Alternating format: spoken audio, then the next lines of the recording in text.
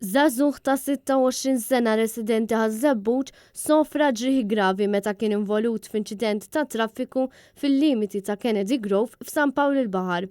Il-Pulizija tad-Distrett marru immedjatament fil-post u minn sħarriġ preliminari li sar irriżulta li għal xi raġuni mhux magħrufa ir-raġel tilef il-kontroll tal-mutur tat-tip Yamaha u ħabat fi crash barrier.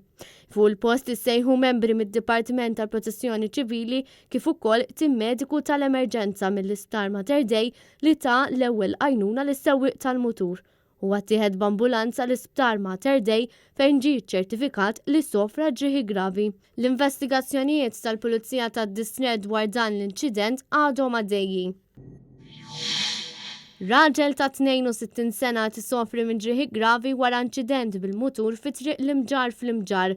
Kienu għal-ħabta tal-10 tal-ħadd filgħodu x'in il-Pulizija ġiet infurmata li kien hemm bżonn l-assistenza tagħha.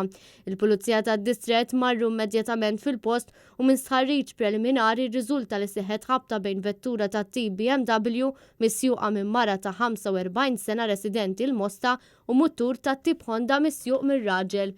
Ir-raġel ittieħed l-Isptar Mater Dei fejn aktar tard ġie ċertifikat li qed isofri minn ġrieħi gravi.